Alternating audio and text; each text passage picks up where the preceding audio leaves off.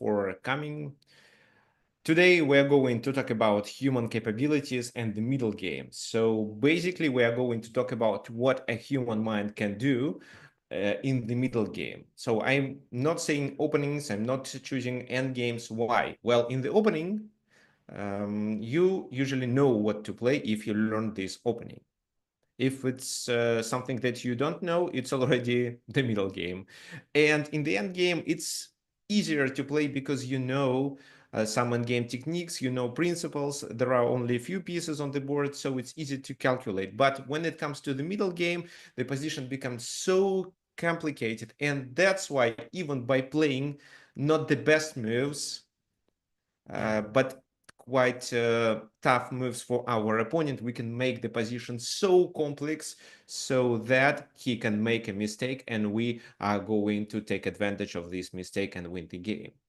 So this is what I'm doing in my own games. I'm not always trying to find the best moves in the position in order to create a piece of art. I'm just trying to outplay my opponent right away in this exact game. And of course, I make mistakes, but at the same time, I choose tough moves for my opponent. And he makes mistakes too. Fine. Please let me know about video and audio quality. Today we don't have many people. Probably it's because we skipped a webinar last week and some could consider that today there is no webinar neither, but there is. Last week I was on a vacation in Uruguay. This is a nice place for vacation in the beach. So well, my family and I spent time in a few historical towns of Uruguay, and then we went to the seaside, to the Atlantic seaside, and well, it's a really nice place to swim. Okay, fine. So let's talk about chess. By the way, do you have any questions? Anything you want to tell me? Um, any suggestions before we start? Is there anybody who attends this webinar for the first time? Well, for some reason I get some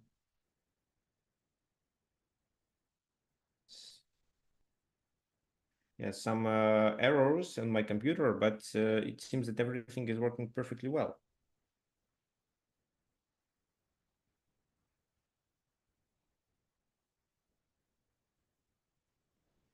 Hmm.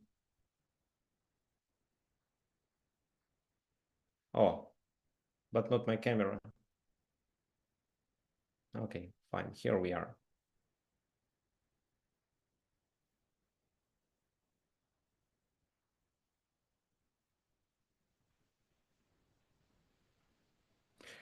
Fine. So we are going to talk about human capabilities, and that's why this is the first game I prepared for you. It's devoted, well, it's the game taken from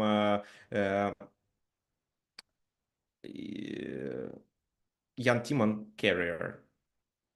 That was a famous British grandmaster, if I'm not mistaken. Maybe actually he wasn't British, I don't remember exactly. But he was definitely a European one. Okay.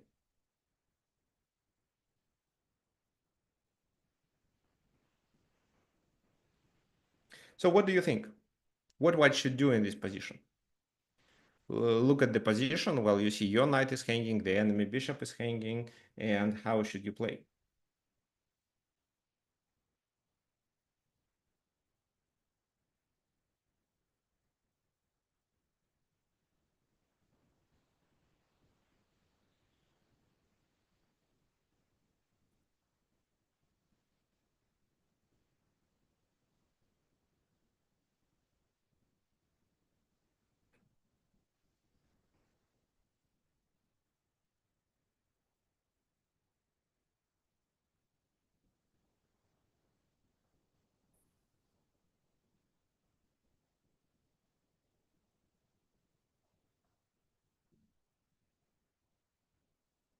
Okay, so your options are knight g5, knight b5 as well. Interesting.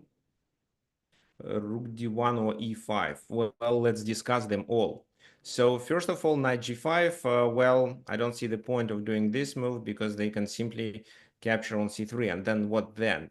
We are not threatening to take, so on h7 we can take on f5, but this pawn becomes so dangerous.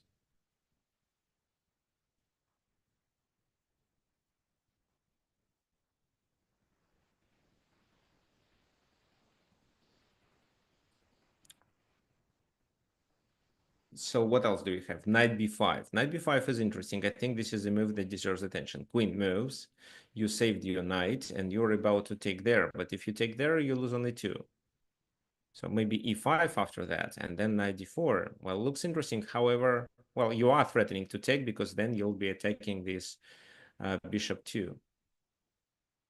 Then bishop takes, you have your bishop hanging.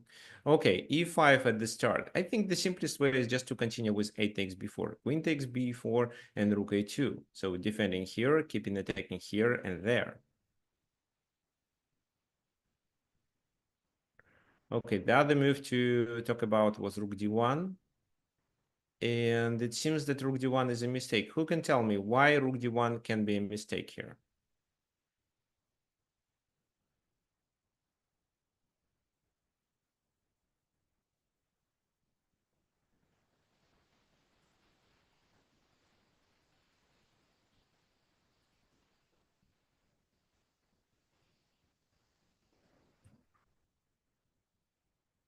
What do you think? Because of b takes c3. That's right. Because of b takes c3. They take on c3. We can take their queen, but after this move, we experience issues. So in order to stop it, we have to retreat with our pieces. So probably this. But if so, then knight takes e4. They are threatening with this, and these pawns are so dangerous. Even the bishop joins the place of action. So that's why rook d1 fails. Jan Timon played e5. Why did he play so? Well, this is definitely a mistake, but at the same time, this move leads to uh, serious complications. Well, look at the ratings. Jan Timon had 2645, and his opponent was 300 points lower. That's why he definitely wanted to play for a win. And for such purposes, he has to confuse your opponent, making the positions very complicated. So that's why e5. What to play? What would you play here for black?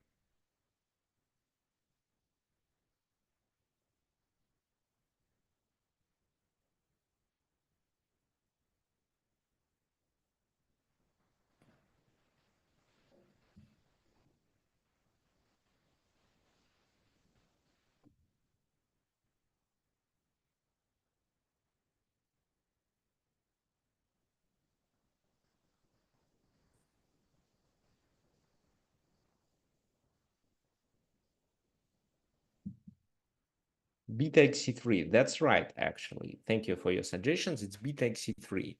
B takes c3, e takes d6, and c takes b2, threatening to promote. Rook moves there. Well, to d1 is possible too, but if the rook moves to d1, then it's c3 coming, and then c2 with a tempo. So rook to e1, c3.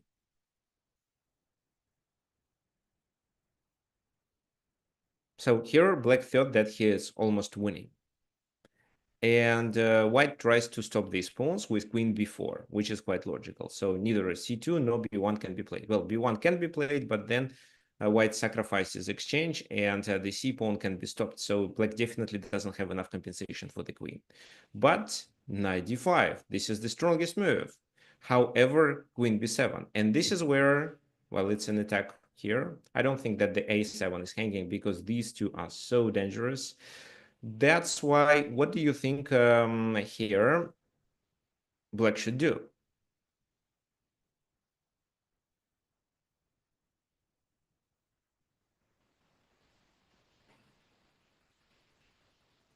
Okay, knight b6 is interesting.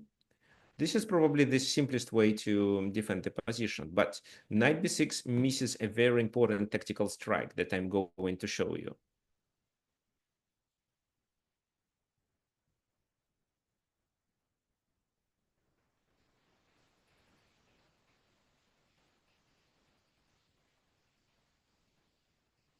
Okay, well, you can suggest different moves, and let's now discuss knight b6.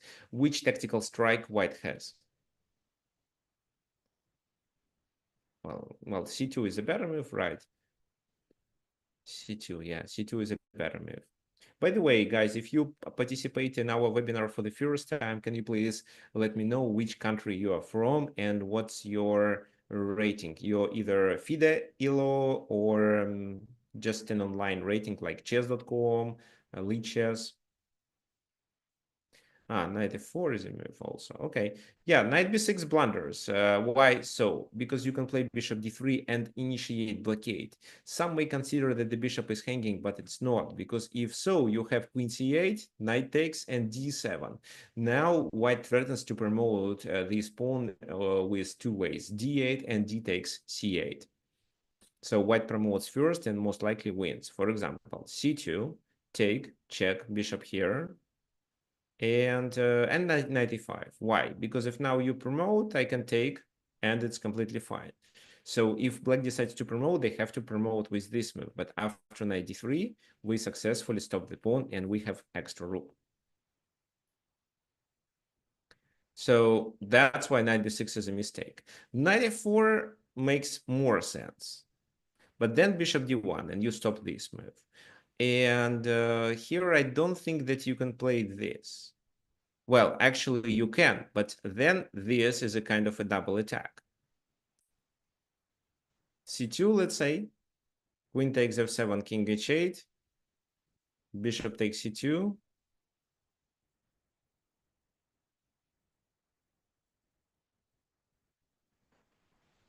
Then what? Well, and well, probably knight e2 is the best move. But if let's say something natural like that, no, like that, because the queen is hanging, then there is a back rank mate. So knight f4 is not a problem. But c2 should be played in this position. And with c2, they are able to win. White continued with d7, finally sharpening the position. So what do you think here black should do? So it's so complicated this time. White threatens to promote. White has extra queen. Black threatens to promote in two ways, with c1 and with b1 both.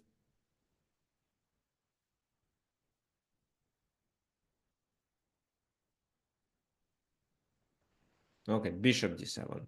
I think bishop d7 is a nice move, but bishop d7, queen d7, and you have your pieces hanging. How would you progress after bishop d7, John?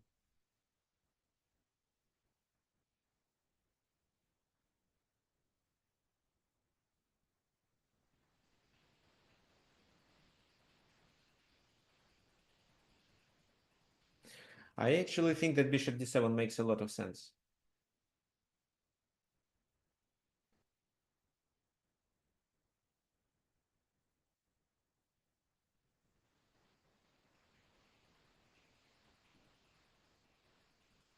Knight b6 again. You mean here on knight b6? Yeah, knight b6 would work. I agree with you. Then you promote. But actually, you can promote right away. There is nothing wrong with it. How do they continue? If they just take, you promote a new queen, so it's completely winning. If they take here, you also promote. Yeah, it's a completely winning position. So bishop d7 works. Rook d8 would work too. Queen d5 and then c1, and you win. In the game, black decided to play rook f8. So he was so confused with this sharp position. So he made this mistake. And after queen d5, so here, for example, c1 fails already. c1 fails because it's d8. Now, how to play? Well, rook d8. Well, because if b1, for example, then you can capture there, and then just queen d1. Why queen d1? Because we are taking the enemy queen, and at the same time, if they take, we exchange our queens and save the one which is hanging at the moment. So d8, okay, so c1 doesn't work, but b1 works. b1, this move, and in this position, rook d8, bishop f8. And this position is equal because it seems that white has to sacrifice the rook in order to stop the pawn. Why the rook? Because if, let's say, they retreat, then like that, it's here. And what they have to do is just to repeat the position and then go back. So it's a draw.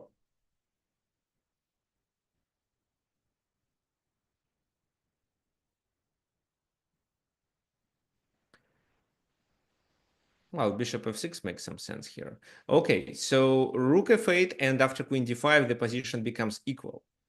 In the game, black played this move, bishop d7. How would you react?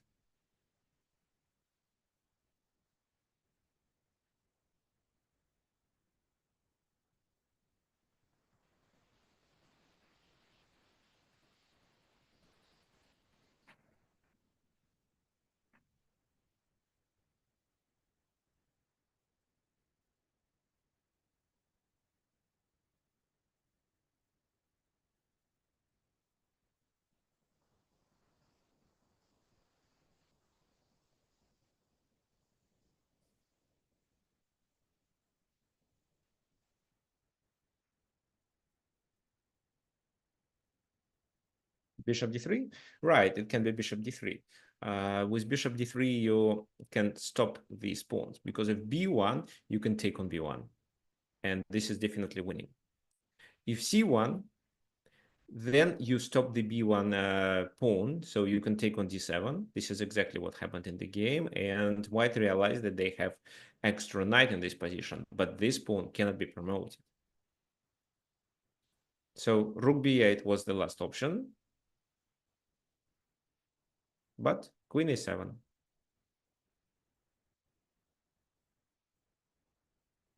Now, what would you suggest for white? For black, sorry.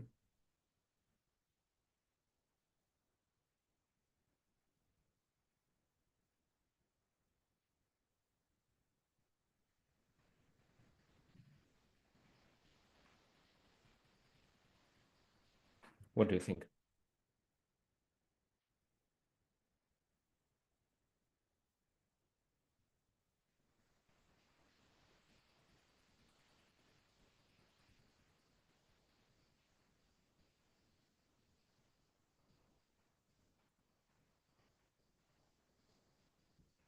So black can actually play b1 this time. How does it work? They are protecting here. And if you take on b8, they take. Then rook c1. And it seems like a draw, right? Because knight, rook, and pawn can compensate the queen.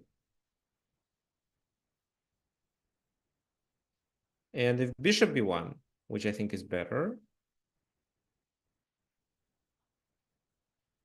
then this move fails. How does this move fail? If this move is played, of course, this is a blunder, but you can play this, bishop goes to f8, and just bring your queen. So you're pawn up at the moment, and you're threatening to take on b1. So what they have to do in this position is to do what? A mass exchange? No, there is no mass exchange because you capture with a knight. They may take on a3, but then you take on b1. And if they save the queen, you take here and still win. So that's why they have to capture with the queen, and this queen is poisoned. But then just g3 and you're a pawn up. I think that Jan Timon would win such a game with extra pawn with no problems, especially against a lower rated player. Rook d8 was played instead. That was another mistake. So queen a6 defending it. Bishop d4, rook f1 defending here. Bishop goes to c5, a4. So this pawn cannot be promoted. Bishop b1, finally we blockaded it, and rook e1 cannot be played. We still have a knight. They played h5. I don't think it makes sense, but h4. an escape square, and it also stops any activity on the king side. So bishop a3 is supporting the queen, queen b5, rook c8, and white is now playing for a win. They successfully blocked the b pawn with their bishop. They have a pass pawn and extra knight in this position. So after a7, black resigned. Let's quickly do a summary of what happened in the game. Well, Jan Timon played actually a bad move, but this is a bad move only from a computer's point of view. So if black if it's a computer playing with black pieces, then the computer would defeat him without any problems and so quickly. But for a human player, especially if you know that your opponent is not as good with tactics as you are, then you can play so to make the position complicated. And he is more likely to make a mistake. However, when you make such a move, you take a lot of risk. But you have to take a risk if you want to play, if you want to win a game. So very often your decisions in the game should be based on the capabilities of your opponent. And that's why I suggest to know your opponent before you start playing the game with him or her. How? Well, you can check his or her rating. You can check their games. You can try to figure out what they usually struggle with. For example, is your opponent good with tactics, or how he is good with positional play? What about his game technique, and so on. For example, if you're playing against youngsters, I would recommend to pass the game to the end game, because youngsters are usually not familiar with end game technique because of a lack of experience. However, they usually are really good with tactics. But I'm good with tactics too. So it's either an end game or a tactical play. Depends on how strong my opponent is. If his rating is, let's say, 24 and 100, and he is a young player, then I would prefer to play the end game in order to show my knowledge of the end game techniques.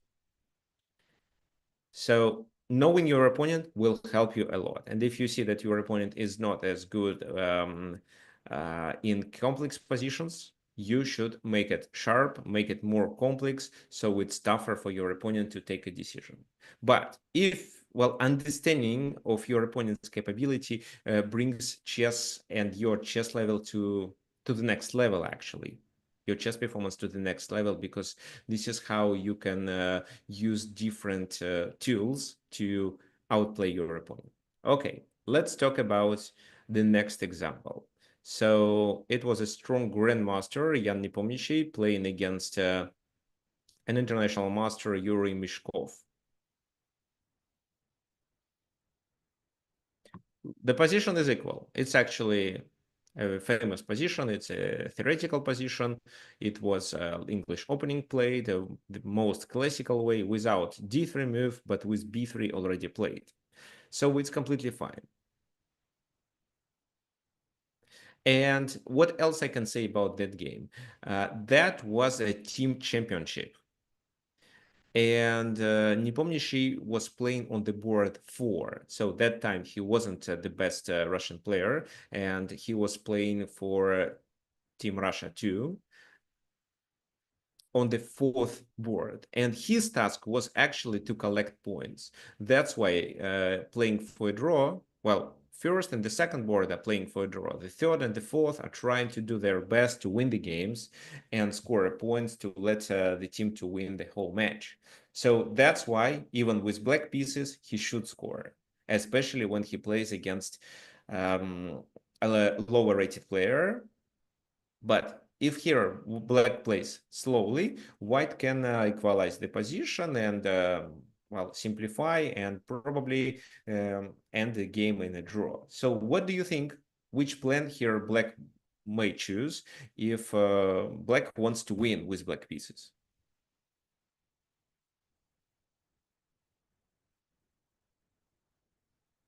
F5 to pressure the center. So I think that F5 would lead to D3.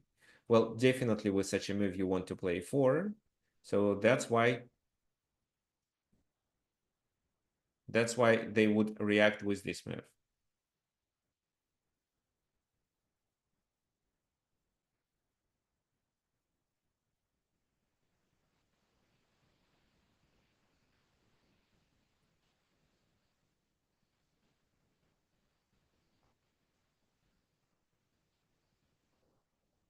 So, well, yeah, this is how classically we should play against English opening. So maybe not f5 right away, but castle first, then bishop e6 and f5, or f5 first, then bishop e6. So castling to either side. Well, castling to the queen side is risky. The c file is already open, and there is a long-term pressure on c6. So castling to the king side makes more sense.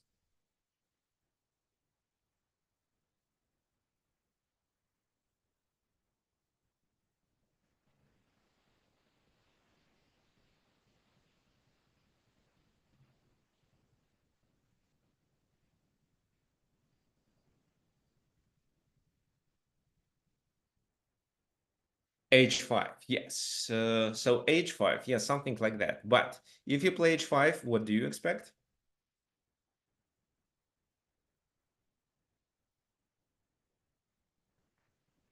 Exactly, H4. And the attack is actually stopped. That's why Jan Nepomniachtchi starts with G5, which stops this. And G4, in order to stop such an attack, is not playable. So bishop b2, logical, but g4. Well, this would be a little slow because of h5 and still the idea of playing g4. So h3 only would provoke opening the position through the h file on the h file and then a future attack through the h file. That's why bishop b2, g4, chasing the knight away, and h5. So that was a kind of a psychological attack. Usually Black doesn't play like that, but with such aggressive play, he may provoke White to not take advantage of lag and development of Black pieces and may succeed with the attack. So knight d3, h4, knight goes to a4. It looks logical to fight for the c5. And well, this exchange on the one hand distracts the pawn, but on the other hand, opens the files to attack on c6 and to attack on b7. And also a5, a6 can be played. But later it did happen in the game. Also, e5 is under attack. If e5 is under attack, then he first plays f6 just to support this pawn. Rook c1, attacking there, but h takes g6 first. What would you do now? So White has a choice. Which pawn do they have to take?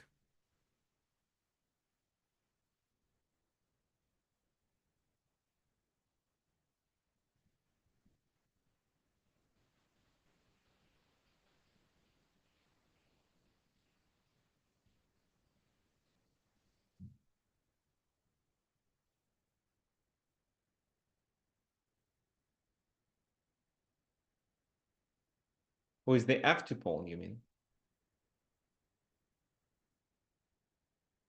So h takes g3 keeps your pawns together. I mean, you create fewer pawn islands, which is recommended from a positional point of view, but it opens the h file and becomes this attack much stronger. That's why taking with the f could make sense, especially because the rook can defend h2 if needed. It also plays on the f file and partially can attack f6. For example, knight takes a4, b takes a4, then what? Centralize? Then just a5, threatening with a6. So a6 should be played. And what do you think about this position? How White should continue? They have bishops active enough, and they're definitely better developed. Castling to the queen side takes a lot of tempi. Castling to the king side is so risky. So what do you think how White can continue at this time? There are several ways to play. Let's suggest something at least.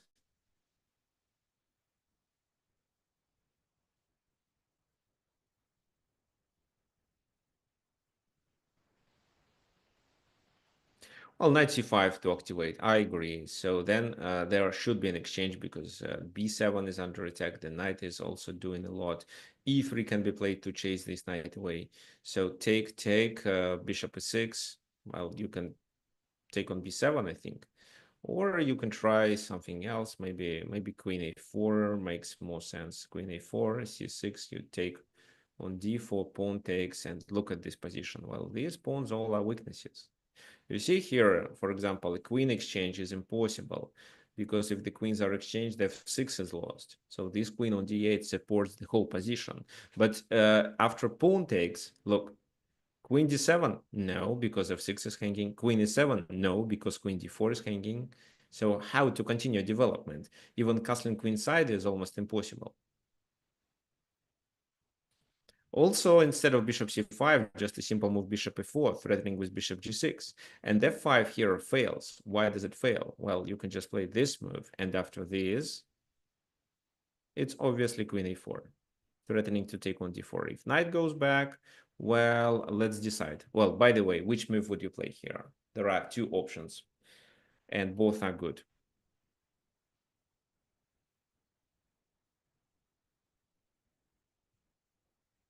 Yeah, well, I agree with John. It's rook c6. It's definitely better. You can play rook c6. Why? Because once they take, you take with a queen, and this is a fork. They can block with a bishop, which is natural, but you can take this bishop, and then if queen takes, nobody defends this rook on a8. So, so white would probably win if he took with the f pawn, but he took with the h. And that was a mistake. Now black tries to take advantage of the H file open. So bishop to, I mean, pawn takes, bishop e6. They can take on c6, right? But it is a blunder. If so, it can be queen d5, for example, or bishop d5, threatening checkmate and threatening this rook.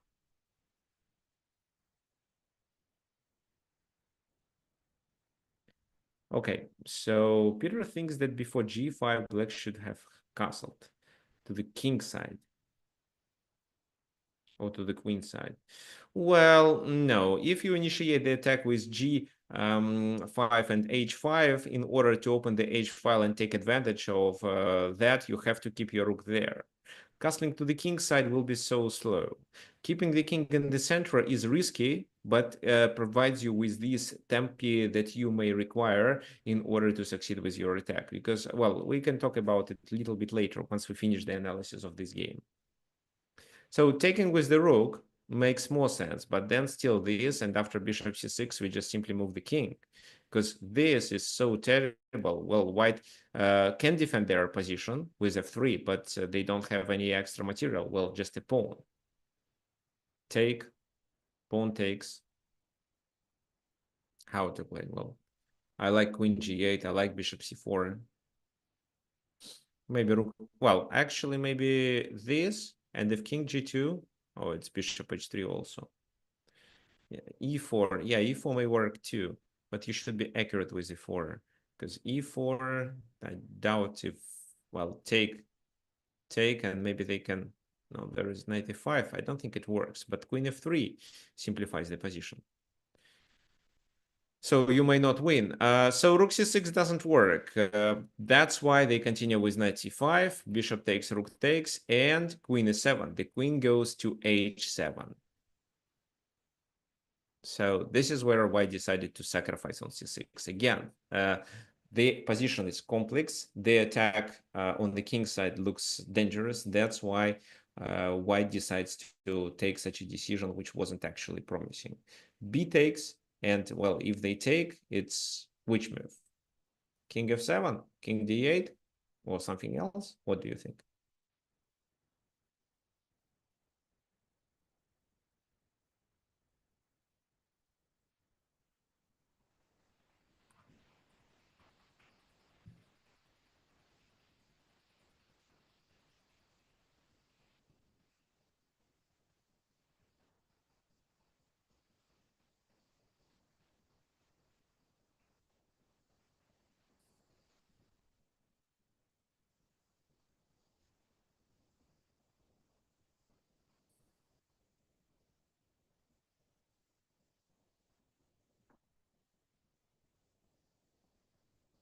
King d8 to keep the range file for the opening. No, king d8, then he takes. Queen h7, but it's not checkmate. Maybe you can try this move, but it seems that I can escape here. Oh, no, bishop f6, so it's a blunder. But yeah, bishop f6. King f7, then they take on e8, and then what? You take with a rook? Well, you have, well, it's a playable position, but are you sure it's winning for black? Looks like not. Both moves, king d8 and king f7, are mistaken. Instead, the best is this. And if now they take, you first play queen h7, and after, let's say, rook e1, you play c6, blocking the queen, because now you threaten to checkmate with queen h1. And this is a winning position. For example, f3 or f4, well, let's say f3. f3 is a blunder too. They both are blunders. So this, then what can you do? Take there and then bring the bishop to the attack. Yeah, probably this is the simplest way. So because of the ability of playing c6, you are winning. That's why here bishop d7 was the best move. If they take, you can take with your queen, you can take with your king, doesn't matter, but you have extra material and this is a winning position. That's why white realized it and didn't capture on c6. They played queen c2. However, their position is already worse. Rook d8. So sacrificing there, but not sacrificing the rook. Take king f7. Rook c1, trying to let the king to escape. Queen d6, and we play positionally. So here, black already has extra exchange. There is only one pawn as a compensation, but they also combine this material activity with the attack on the king side. So d3, bishop d5. How does it work? Well, if they take on d5, it's queen d5. They can take on c7, but what's the purpose? Because after rook d7, there are two threats simultaneously. That's why in this position, they play just f4 move. Oh, and then after g takes a3, he simply resigned. Why did he resign? So this, queen takes, rook takes, and rook d3 is just a winning endgame. So f3 and g3 is hanging. So this move, take, well, there is nothing to talk about. You just invade the enemy territory and capture these pawns located on the light squares.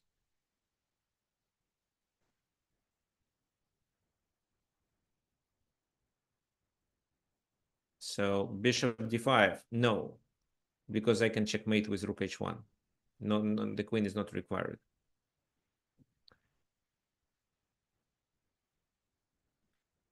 So this is how the game ended. Let's go back to the beginning and let's discuss the concept of okay, what if e4? Okay, let's go back and answer this question first. E4 in which position? In this position, e4. Well, it's still a losing position, right? So queen takes, rook takes, then rook takes d3, rook c7, king g6. Well, it's still losing, so this is coming. And actually, another threat is check king g2, rook h1 in order to bring the second rook to h2 with mate. After trading bishops, take e4. Well, queen d3, take rook d7. Yes, but you can do so, and you probably are not checkmated then, but it's a losing position anyway because of lack of material for white. So let's now answer let me explain the concept. So castling king side doesn't make sense because if you open the H file, there is no rook and your attack becomes limited.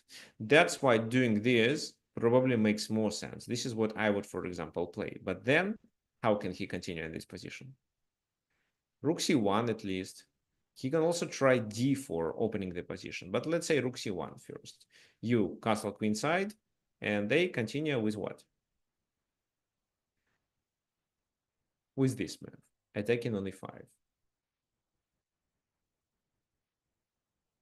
Well, a6 fails. a6 fails because of rook c6 at least. Instead, there is also attack on c7 if we get rid of this knight. So after this move, you have to play f6, but then he sacrifices. You cannot take with your queen, it's a fork. You have to take with a pawn. And then knight takes h7, king goes to there. And in this position, you can take on e5, right, with this knight. So you're threatening the queen, that's why this. Then knight c6, and you still have a strong attack here. It's black is +2, but this +2 can be won with just this simple move. I'm not sure that you should do it. Probably you should increase the attack, increase the pressure by playing queen c2. So, but even if not, let's say in this position, instead of rook c1, what if I play positionally, let's say d4, attacking e5? e4 is not playable. E takes d4 is playable, but then after knight b5, I take it with my knight. So let's say what move you play? Castle or bishop f6? Okay, then knight b d4.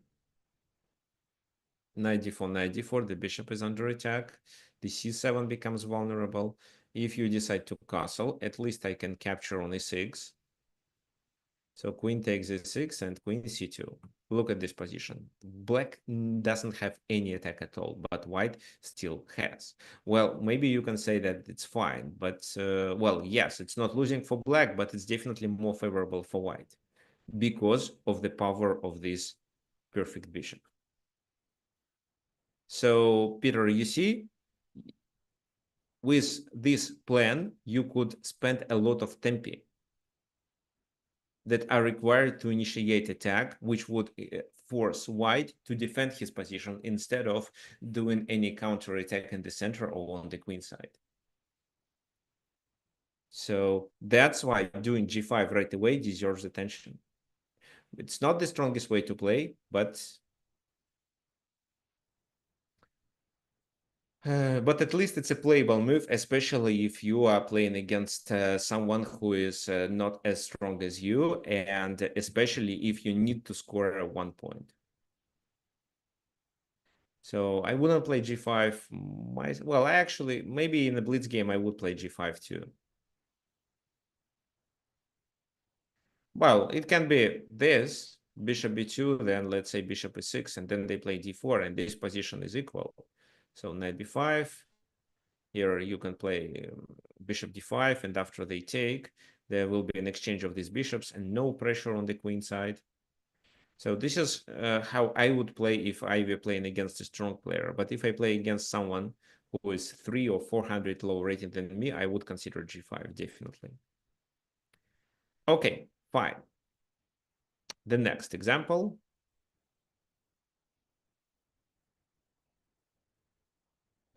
What else I want you to remember? So when you play the middle game, you have to combine your strategic ideas with tactical opportunities and tactical complications in order to provoke your opponent to make a mistake. Let's say if you have a chance to choose a position with small positional advantage, but you know that your opponent is completely fine with such a position and knows what to do. So, for example, you see that he has an obvious plan, but your position looks better because your pieces are more active. You probably shouldn't choose it.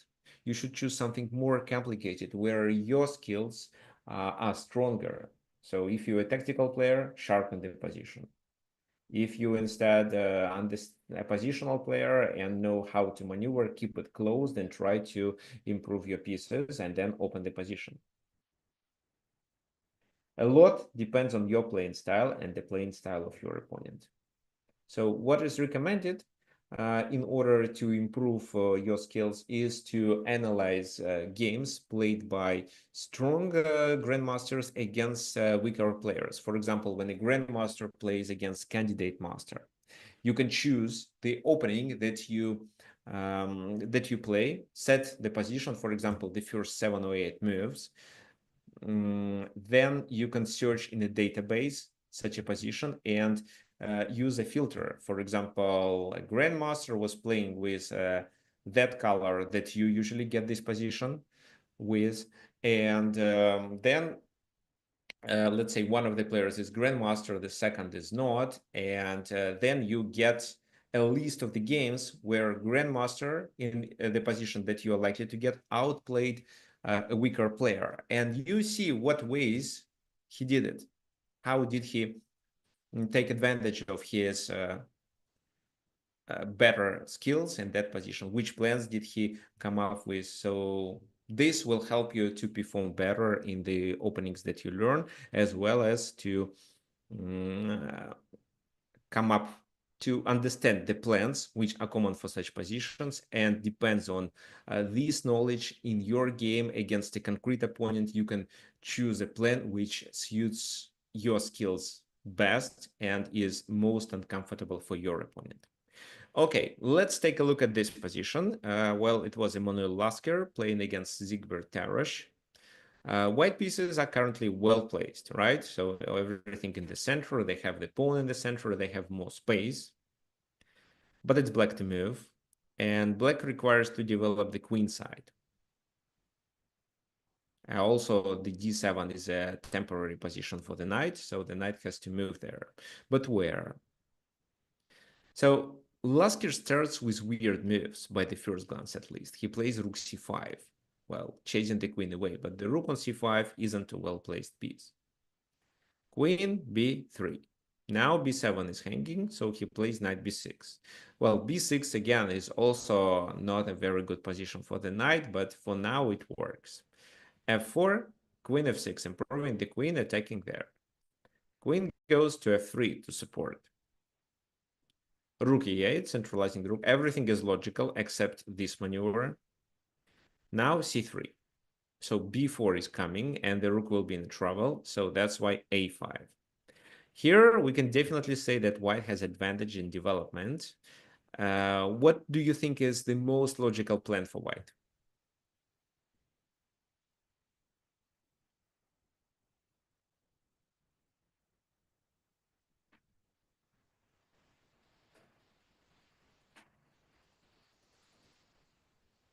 A3, B4. Okay, so, well, A3 is a mistake because after that it's A4 and B4 can be never played. That's why if you want, you should start like that. B3, A3, B4, or just B3 and then B4. Or, well, B4 right away. No, take rook C4, taking both. No, B4 right away, definitely not. So, John, if you are suggesting some queenside activity, then you play like Zigbert Tarash. However, he didn't play well, at least in that game.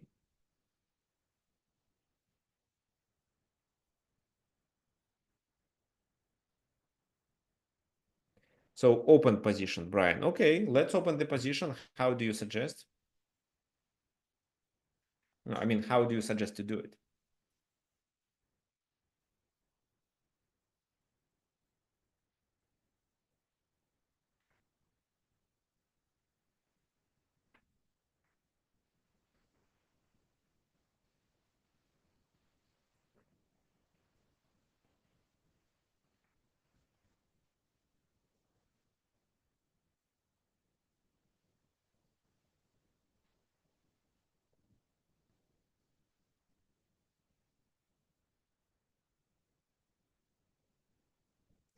So, well, d5, e5. So d5, e5. So it doesn't open the position and allows white to grab more space. g5. All g5 is interesting, actually.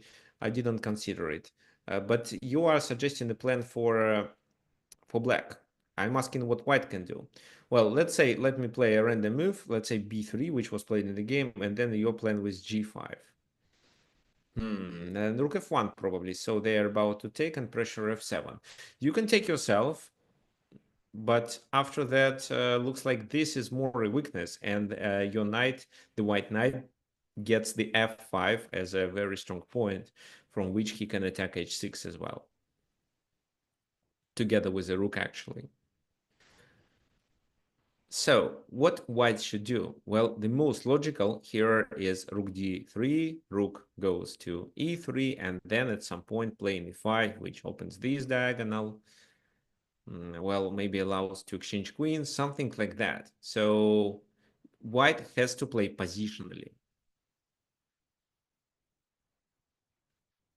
White has to play positionally. Instead, as Lasker originally wanted, White thought that, well, this rook is not well placed. That's why we can definitely try to play against this rook's position. So try to attack it, try to trap it, or try to at least take advantage of this weirdly placed rook. And that was what Lasker was hoping for. If white played logically and centralized his pieces and then played e5, creating a strong pawn there, grabbing more space, then black would probably get a worse position and could lose the game. But if white is provoked to attack this rook, then black has chances to play for a win. So b3 was played. He does a4, and the game continues with b4, attacking this rook. Well, it's a kind of inaccuracy. Why? Because the rook already occupies this square. Instead, it could make sense to let him take and then play through the a file at least. But b4. Rook c4. g3 reinforces the position. Rook goes to d8. Now rook e3, probably he still wants this idea, or maybe he just protected on c3 in order to move this queen away. But it's already too late. Black gets a counterplay. Which counterplay I'm talking about? Who can find it?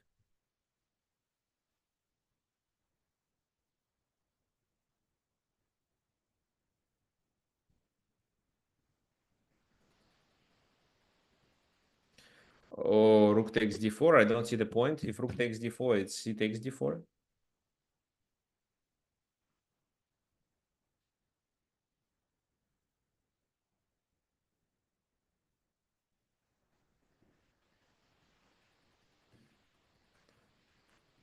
Okay, thanks to Georgios. I think you're right. And thanks for sending it as a private message. No one else can see it. So let's wait for more answers.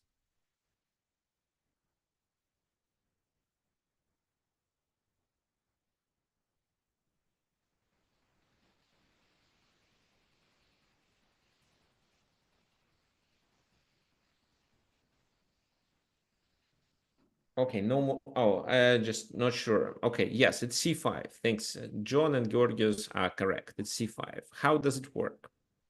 Well, they played knight b5 in the game because they wanted this rook to be in a difficult position, but I'll show you what happened then.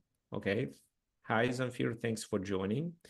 Well, what should be played? If this logical move, then, well, if you take so, you let him play e5. But you can take with a rook, and this pawn becomes the object of the attack, while your knight has a chance to go to c4.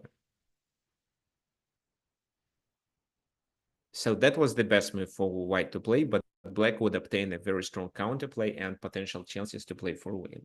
What happened in the game? It happened, knight b5 happened. So c takes b4, and then white made another mistake. But I think he was provoked to make such a mistake. If, let's say, he takes there, which is natural, then this move. And he's down a pawn, the position is losing. But he played rook d6. Well, is it obvious what he had in mind? He cannot take with a knight, because if he takes with a knight after e5, it's an exchange of rooks with checks, and then the queen escapes. So black has extra knight. That's why it's rook takes d6, then rook takes d6, and now e5.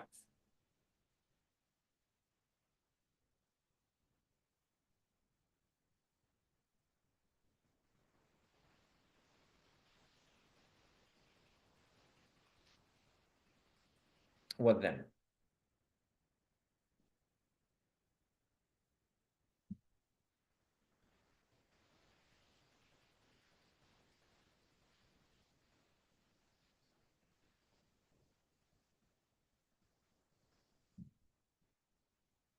I mean, what now black can do? Because if they just retreat with the queen to, let's say, d8, then knight d6, and it looks okay.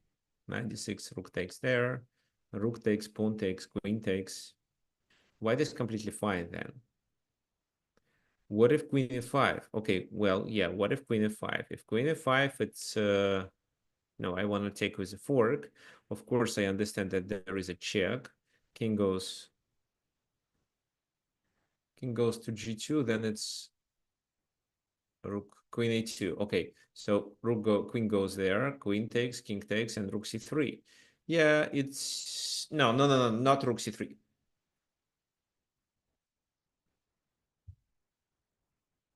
Pawn takes c3 fails, right? Okay, it's b3. Rook c3 works, but doesn't provide black with much advantage. It's b3. How does b3 works? Knight c4, knight c4. And if you stop it, I can actually continue with b2. And if rook b1, it's knight d2. So you have to bring the king, but after knight e3, I promote and win a rook for that pawn. So that's why queen e5 would be actually a nice idea, right? But there is even a better move. Can you find it?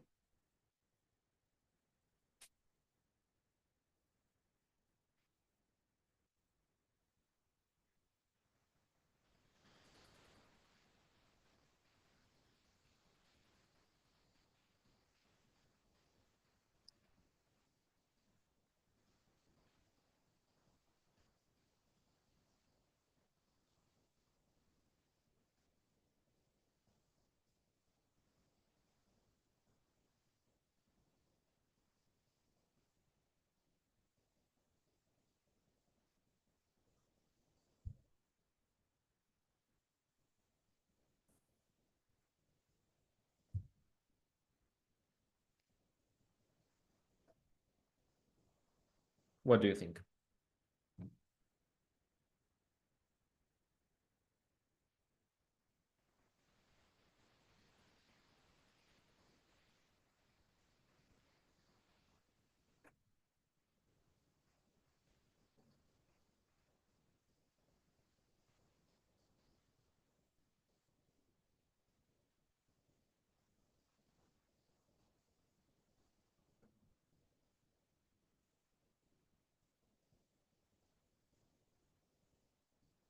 Rook takes on f4. Yeah, thanks. It's rook takes f4. That's right. How does it work?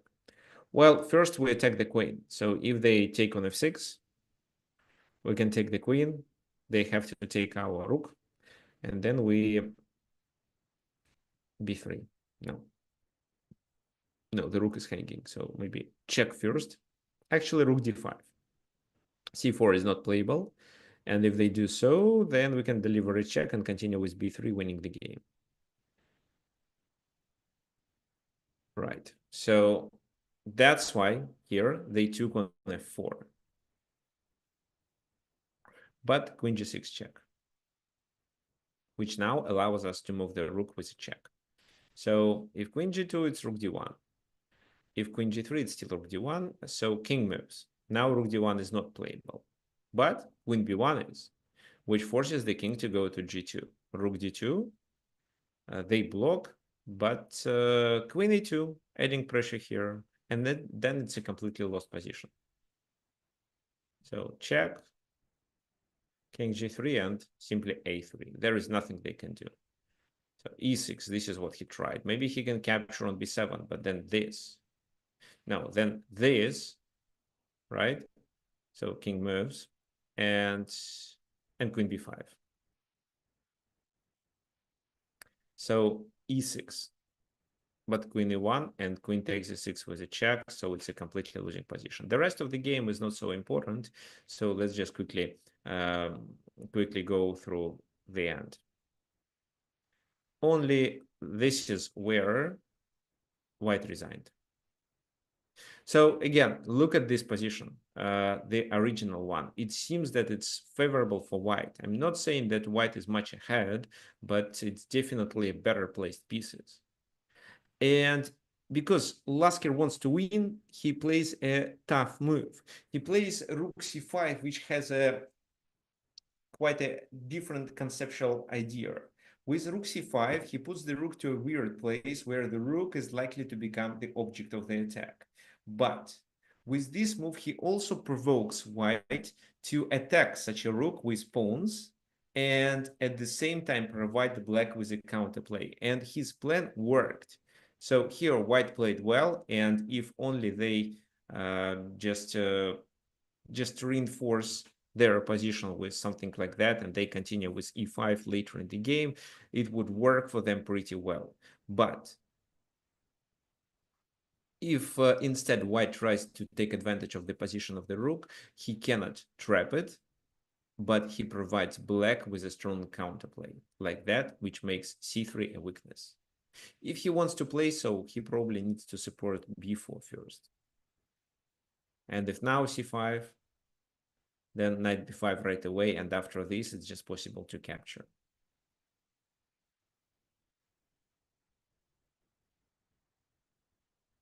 Okay, so yeah, maybe Lasker played more psychological chess more than other players. Also, Judith Polgar said that chess is 50% psychology. So probably it does make sense to look at her games too. Fine. Our next example is this game. Look at this position. White has a strong pawn center. And well, black attacked it, but without any success. And that's why he decides to play for win with e5 to provoke the exchange. The exchange happened. Now, well, taking with a pawn, bishop h2, queen e7 would still offer a playable position for black, but they are trying to play for a win with knight e5.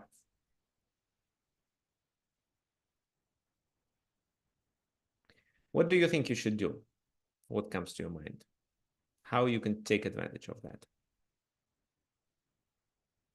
So this is an example where such a weird play led to serious problems.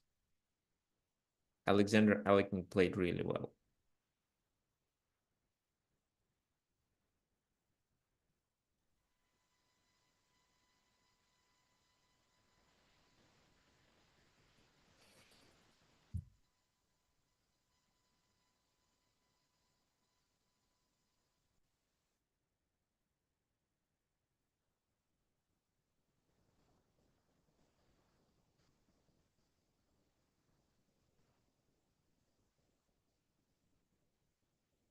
So the pawn on d6 is a weakness. So probably if Alan believes that d6 is a weakness, then it does make sense to what? To retreat the bishop to e2?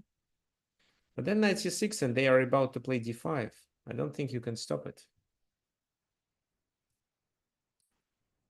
Taking with a knight like John suggests and then playing this, assuming that queen e7 will be played, I think they just play queen c7.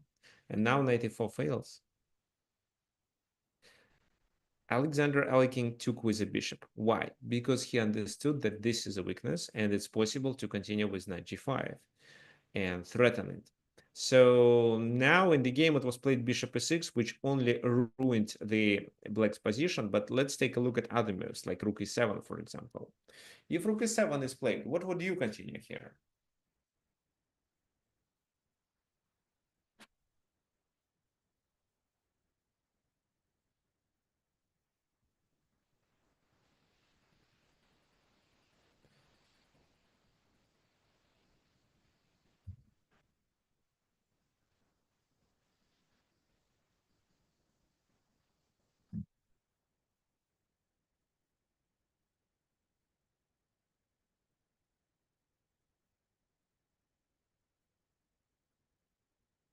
Queen b3, interesting, yeah. Queen b3 is interesting, but queen c7, so they are able to defend. And after they chase your knight away, they can continue with bishop e6 and exchange the bishops in their favor. Yeah, thanks, Johnny. You are absolutely right regarding knight d4. Why? It's a double attack. Well, you offer to capture the queen as well as this. And if they do so, we can capture, I don't know which rook is better. Maybe this is better. We can capture with this, threatening to invade the enemy territory, as well as capture there, as well as enter d6 and threaten it one more time. So exchanging queens doesn't favor. That's why queen c7. However, how can you take advantage of it already?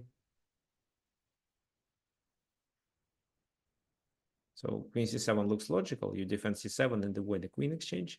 Queen d6 is nice. However, I think that they first take on e4.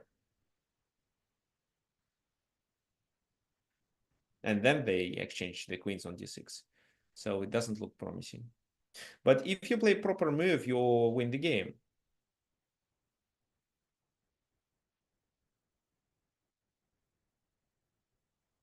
Knight d6. So there is something wrong with knight d6, I think. Knight d6.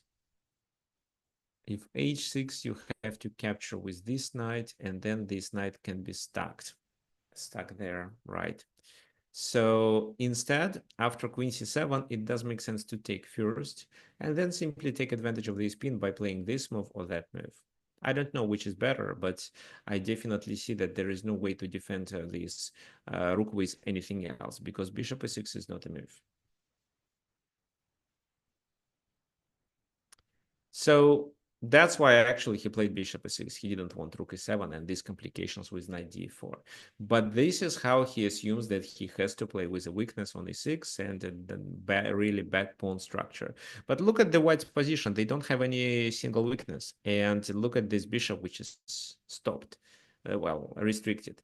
And even if the bishop goes there, it's still restricted there, while this knight can operate through these squares and invade the enemy territory, as well as attack their weak pawns. So knight d4, knight takes, exchange of the queens, and then knight takes d4, attacking c5. So b6, rook fd1, king f8, king f1, bringing the king, and then c4. Why c4 is required? To stop the bishop, to not let them playing c4 and activating the bishop through c5. I actually think that such a move could be played earlier instead of king f1.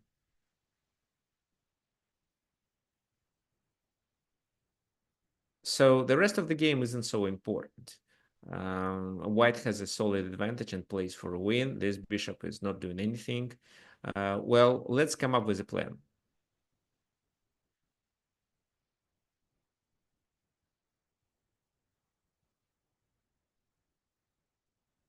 What do you think White should do? They played for 40 moves, for 30 moves more, and White finally won, but this is a very easy position to play for a win. The plan here can be rook b3, a5, and a4 and a5, trying to undermine. Ideally, we should exchange on b6 as well as exchange the rooks and then invade the b5 square with our king. Regrouping our knight and trying to attack this. Or provoking weaknesses on that side and invading the enemy territory with our knight. Fine. So a4, this, a5 was played. So, well, doing this means that we can invade, and if the rooks are exchanged, it's c5 and e6 both are lost. So let me show you. King c6, you can take, then you take on e6, and then your knight escapes. King d6, for example, knight f8, g5. I don't know, just what? King. Yeah, the king just moves. There, it's a, well, actually,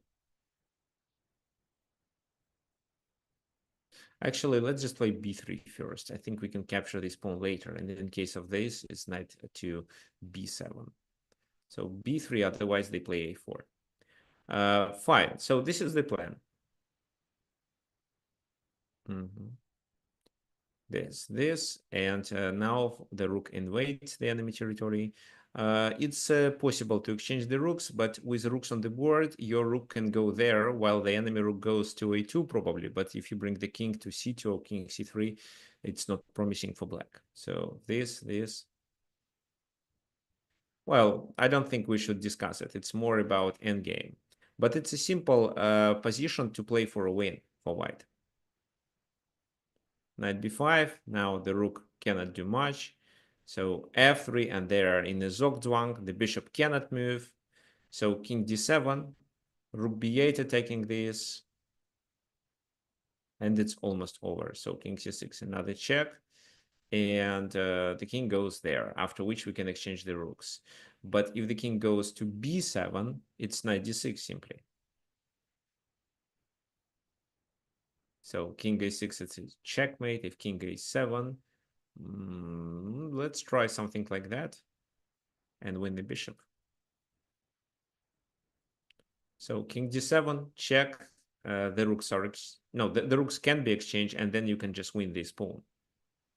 However, in the game it was rook c6, and then you take the pawn on e6, and then white resigned. So look at this moment of the game. So of course it was better to play something like that than queen b6.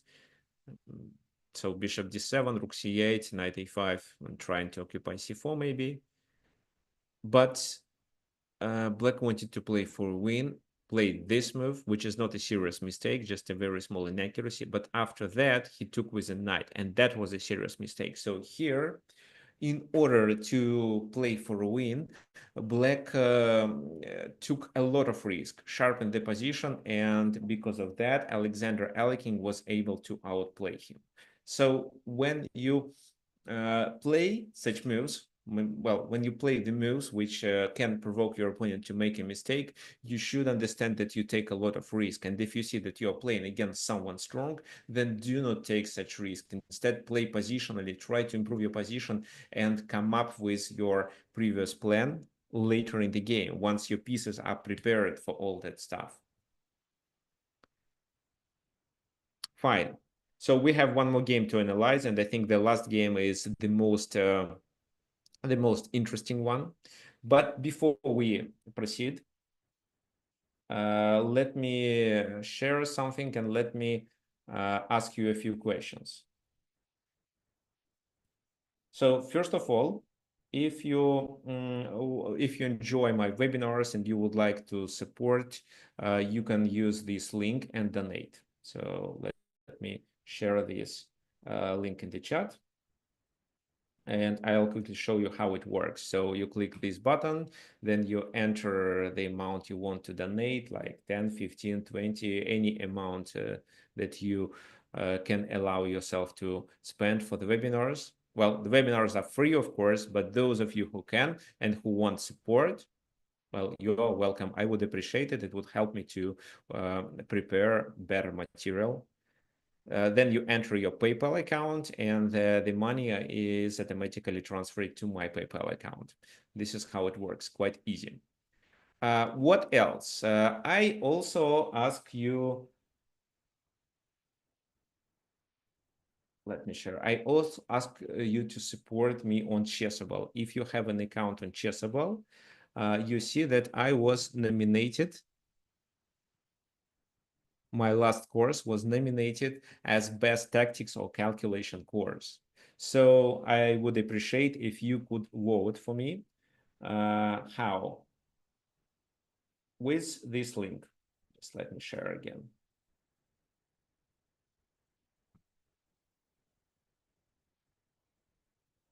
With this one. So, for example, you can do like that. Then you, well, oh, it's already closed.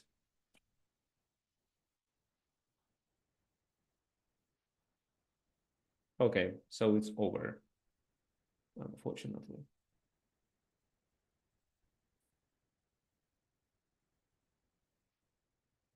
Okay, I hope that at least a few people voted for me. Oh, it was closed on January 28th, unfortunately. Okay, anyway, fine.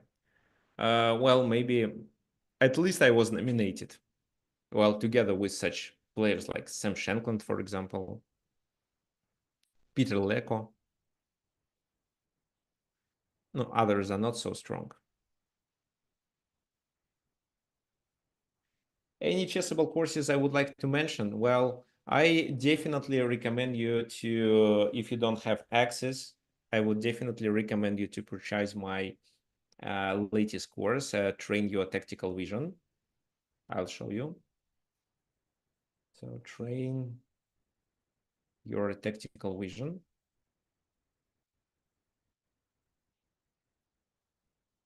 So this one, it's not on sale, but I would recommend you to wait until it's gonna be on sale and then purchase it. This course, it really helps to understand tactics and be able to realize where you can, you should start looking for tactics. So for example, if you enter inside the course, you see that I'm explaining some tactical signals that you should know and that you should notice during the game in order to start looking for a tactical combination. And another suggestion, well, this is a very long course. So it's about 40 hours. So I kindly recommend you to purchase it and work on it. It really helps to get better in tactics. Well, what else I wanted to show you here? Well, tactical motives are covered, but there is also a chapter which teaches how to create tactics, even if the position is calm. Also, there is homework. As for my other course that I would like everyone to pass, it's this one. I think it's underestimated, Power Up Visualization. So it helps to, oh, it's on sale actually. No, it's a video upgrade on sale only. So it was shortlisted for the best tactic course in 2023. So I also recommend it. It can improve your ability to visualize the position when you calculate. So for example, if you can visualize the position after calculating 3-4 moves, after passing this course, you will be able to calculate to visualize the position after 5, 6, 7 even. So this this course contains of some exercises, some typical mistakes that chess players do make when they calculate lines. So I also recommend it. I have another question, actually. So, well, we are going to do webinars on Sundays, as usual, of course, with no doubts. But I have a question whether you would like to see some other content that I produce, what I can suggest. So would you like, for example, watch a stream where I explain, where I'm doing Puzzle Rush? Like that. Are you interested in it? Another suggestion is to do puzzles, where I do puzzles and explain it. So how I'm able to come up with the solution like that. For example, let's say Queen C3 was played, what I can do. So here, obviously, it's a knight move. It's a knight move with a discovered attack. I think it's knight G3. Wait. Something happened with, it's knight G3. It's knight G3, well, and then rook F2. Yes, it's knight G3. So then rook F2, and I can win a queen. Knight E4. So we're explaining how I solve puzzles, how I come up with moves. This is the second. Also, we can do a simul if you are interested. And I'm I'm playing in Title Tuesdays every Tuesday. However, well, you should understand I'm not so good in blitz. And if, for example, Hikaru Nakamura wins almost all his games, I usually win 3 or 4 of 11. So I usually score like 4.5 or 5 of 11. So that's why there will be a lot of losing games that you have to watch. But yes, I can stream it too. So please let me know what you would prefer. Puzzle Rush, tactics, doing simuls, and Title Tuesday. Four options.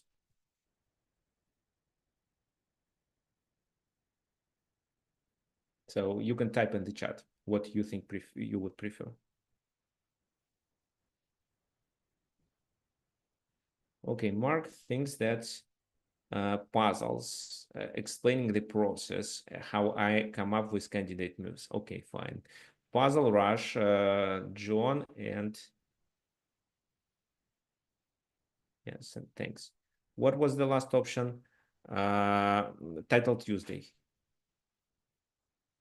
Okay, any advice on playing bullets or managing the clock? Probably.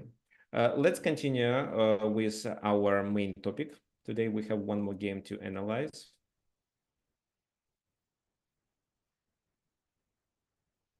So, but I'm still waiting for your answers. Those of you who want to share and who want to also see some different content, you are welcome to suggest. So again, we have a list of Puzzle Rush, puzzles with explanation, Simals, and Title Tuesday, how I play.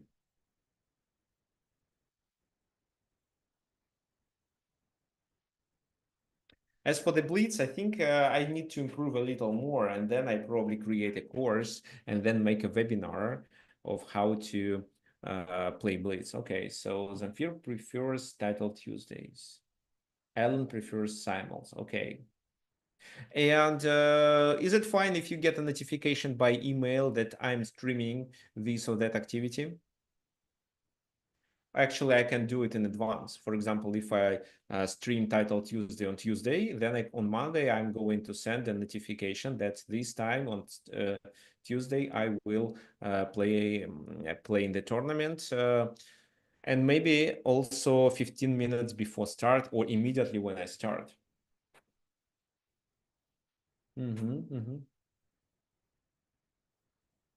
Yes, I agree with Tune regarding Puzzle Rush. So puzzles are more educative. Okay, let's continue with this. Look at this position. It's Carlsbad pawn structure, right? So the C was exchanged for the E. Black plays on the king side, white plays on the queen side. White offered the queen exchange. And what do you think? Should black accept this queen exchange or not?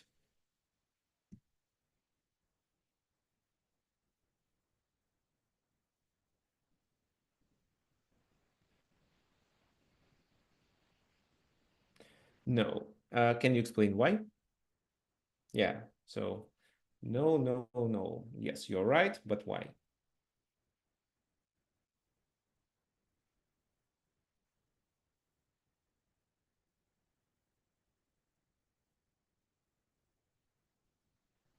Exactly, because black is going to play on the king side in Carlsbad systems. The queens are required. Otherwise, you cannot succeed with the attack. For example, if you exchange, then defend b7, they can try to play b4 and open the position and make b7 a weakness. So for the queen side attack, they don't really need a queen. But for the king side attack, you really need a queen. That's why black continues with this move. This move provokes white to win a pawn on a5. So that was a kind of a trick. Black retreated and expected white to capture this pawn. So knight b6, well, the rook cannot go to a7 because of a discovered attack, obviously. But the rook goes there, after which queen e5. And it seems that white has extra material and his position is quite favorable.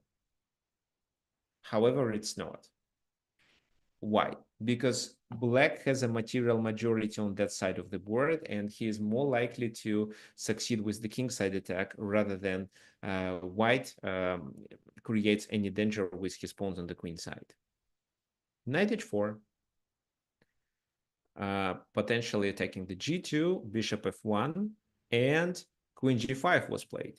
Who can tell me what are we threatening after queen g5? For example, if white continues with b4, what we can do immediately?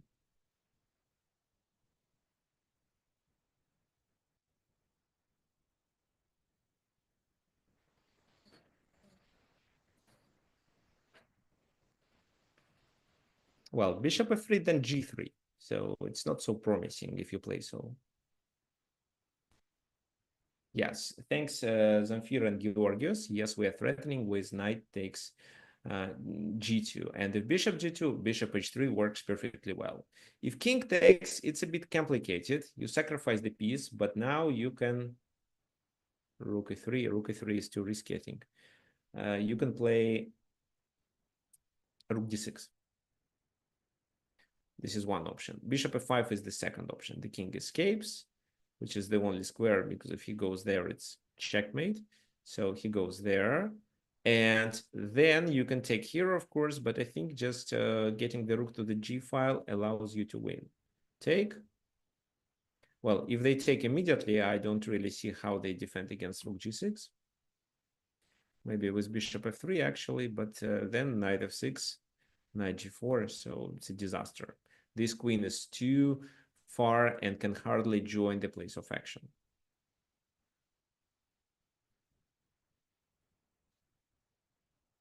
So that's why white sees it and plays king h1. So now knight g2, bishop g2, there is no bishop h3 move.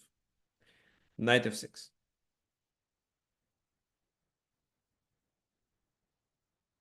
g3. Saving the pawn on g2. Knight f3.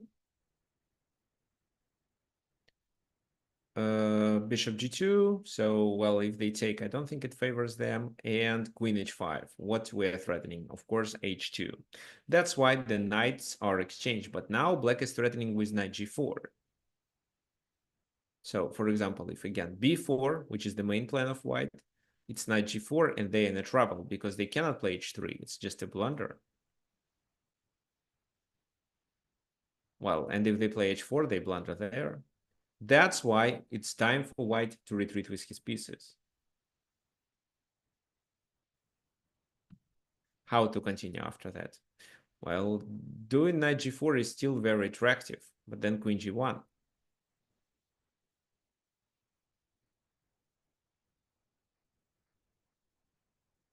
Black definitely needs more material. What would you suggest?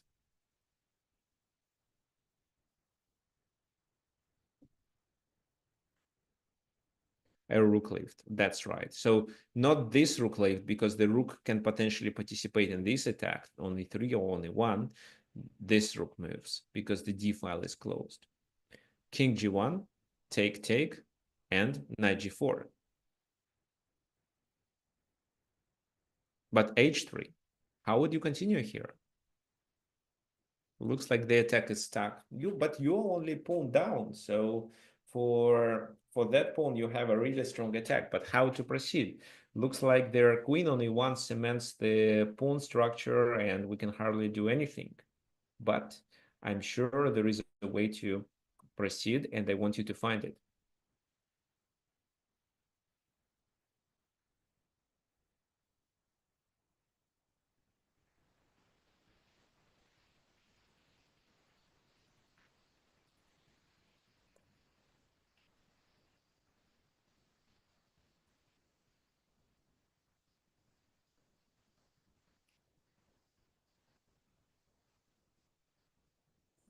Well, 93 is interesting, but 93 pawn takes what then? Well, there is rook f4 move. Rook f6, fine. With rook f6, you're threatening to go there. Well, like gonna play this to defend there. You can play queen f3, king h2. So I don't see how you win, and I'm going to bring more pieces to the defense. How? Well, rook d1, rook d2, maybe like that. No, it's not promising. Not knight there, but knight there. How does it work? If king takes, it's rook f6 and queen f3. If queen takes, it's still the same. And then queen e3. For example, queen e1, you can check, he goes there, then you capture there with a winning attack. The queen has to move, you take on g3, and then these pieces do not help the white king, so the game should be over soon. That's why queen g1, supporting e3. However, when the queen is here, instead of doing queen e3, you can continue with queen e2. It's better. King h1 is the only move. How would you continue then?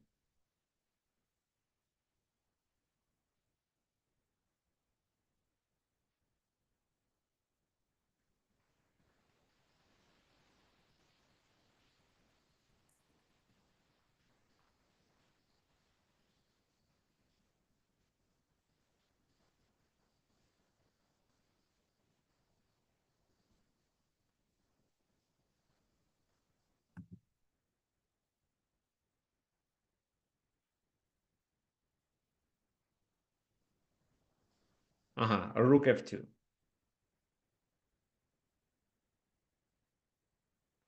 That's right. It's rook f2 simply. And then you're threatening with queen f3, so they have to resign. Maybe they can try this, but again, it's just a blunder. Well, a queen sacrifice here only works, but this is a losing position for white. Well, a4, just queen f3. Oh, well, after rook f2, they already resigned. So let's take a look at this simple example once again. So with queen c5, white thought that the queen exchange is provoked. Otherwise, if the queen moves away, there is a pawn loss.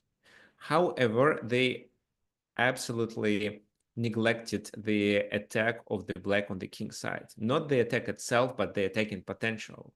So queen f6, knight h4, and queen g5. The attack really becomes so strong then. And queen f6 was a kind of a provocative move. Of course, knight b6 wasn't forced, and instead, in this position, it was better to continue with queen c2, trying to bring the queen to the second rank, defending g2, maybe knight f1, f3, something like that.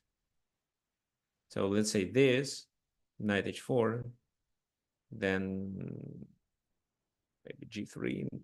If knight goes there, knight takes, so queen takes, and then, well, bishop h3 is a threat, but we can just play this, threatening with this. And if bishop h3, bishop f1 is fine. And then these active pieces can be exchanged so that black won't have a chance to play for a win. And, well, the position would probably be still equal.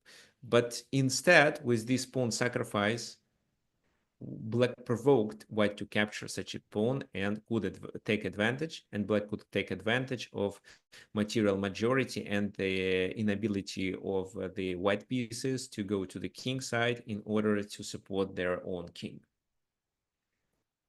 Fine. So we are done for today. Today we were talking mainly about human capabilities in the middle games and a psychological way of playing chess. So what you can do in the middle game in order to make the position more complex, which will provide your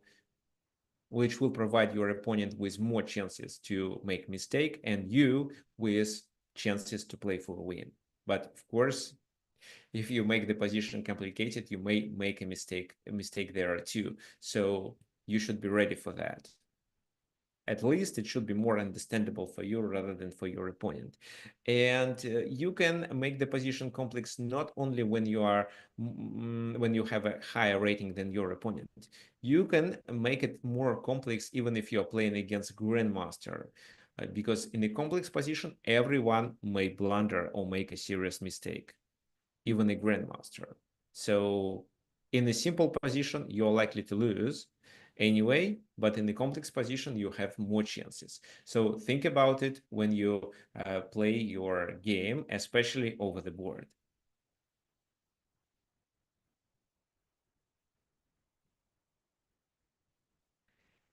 Yes, Mark, I think you are absolutely right. So to understand the potential, we can calculate attacking pieces and defensive pieces.